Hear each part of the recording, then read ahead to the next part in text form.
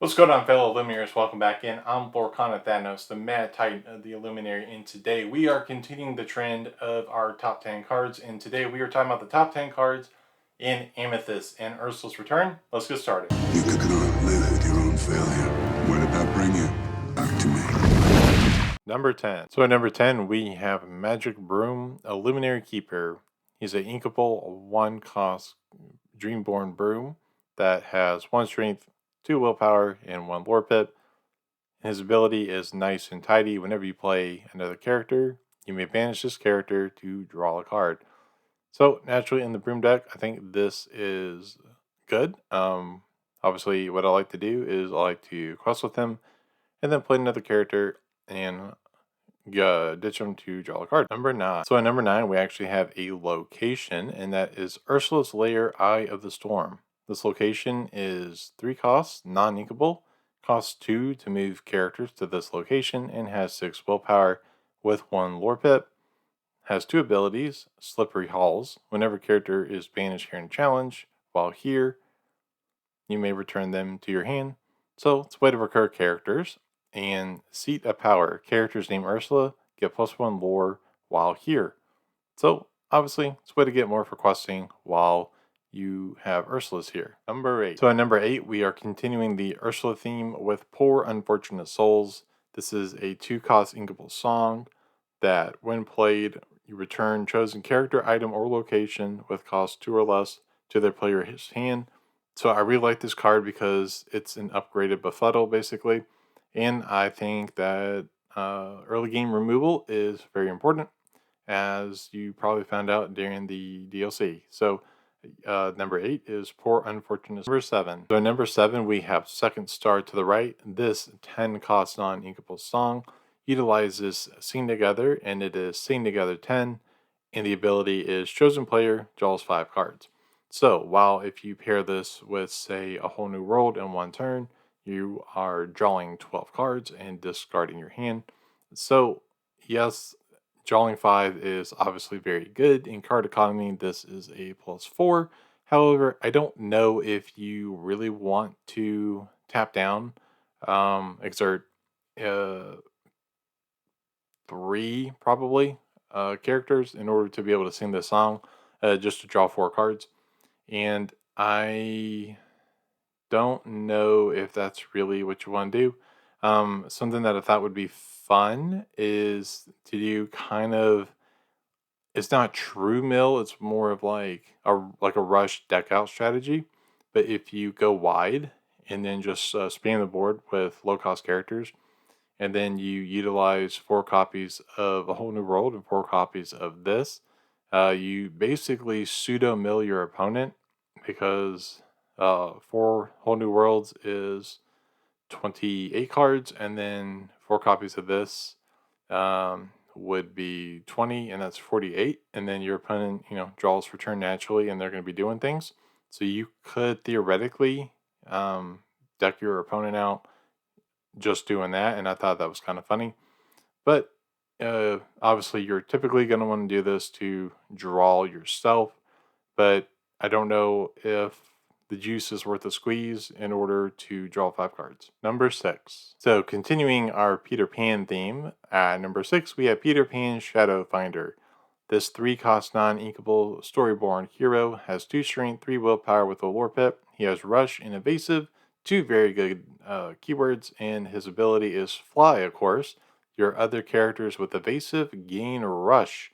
And so obviously a lot of Pan cards have Evasive, and I think going into this new format, as we saw from DLC Atlanta, the evasive characters come in very handy, and I think going into Chicago and further DLC events, we're going to see more decks utilizing evasive, and so being able to give them Rush is just so strong. We saw just in DLC Atlanta how strong the Madam and Fox was, being able to come in and Rush, and then obviously use Snake or some other way to bounce the Fox back to the hand.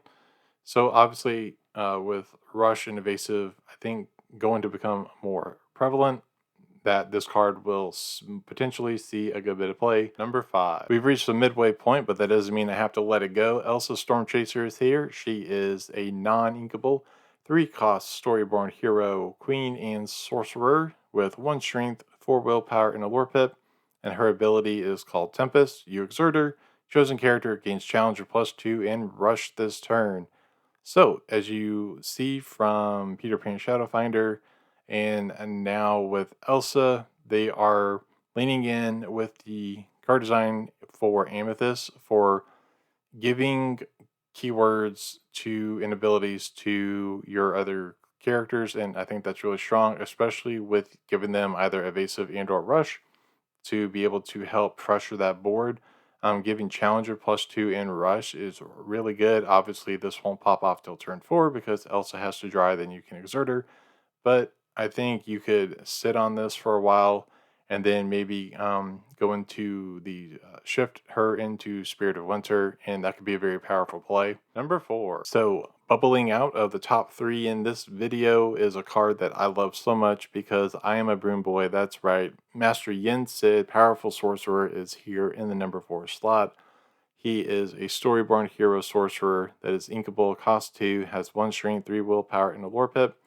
So he has 2 abilities. The first one is Timely Intervention. When you play this character, if you have a character named Magic Broom in play, you may draw a card. And then his second ability, Arcane Study. While you have 2 more Broom characters in play, this character gets +2 lore. So obviously you're going to play him and draw a card because you're going to be playing a lot of Brooms in a Broom deck. And with his other ability, naturally you're going to wait till you have 2 Brooms in play, or maybe even get set up on would that be turn 3, and then be able to start questing for 3. Obviously, playing this in Brooms, you're going to utilize the workshop location, move your Brooms there, get additional lore, play additional copies of this, along with the Wayward Sorcerer Mickey. So obviously, you're going to be able to do a lot with Brooms.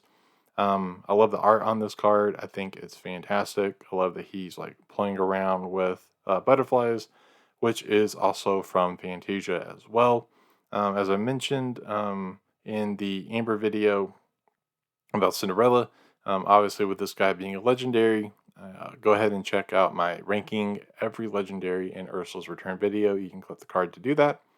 But at number 4 is Yen Sid, Powerful Sorcerer. Number 3. So our card in the number 3 slot, they may not want us to talk about, but we're going to talk about him. That's right. It is Bruno Madrigal, Undetected Uncle.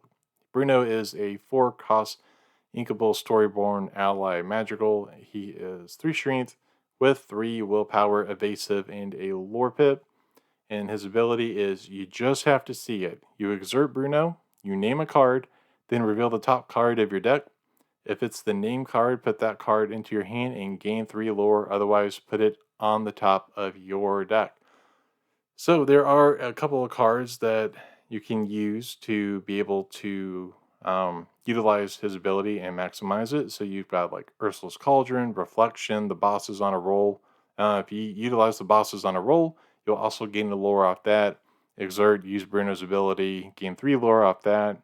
That's 4 lore just right there. That's almost a quarter of the lore that you need.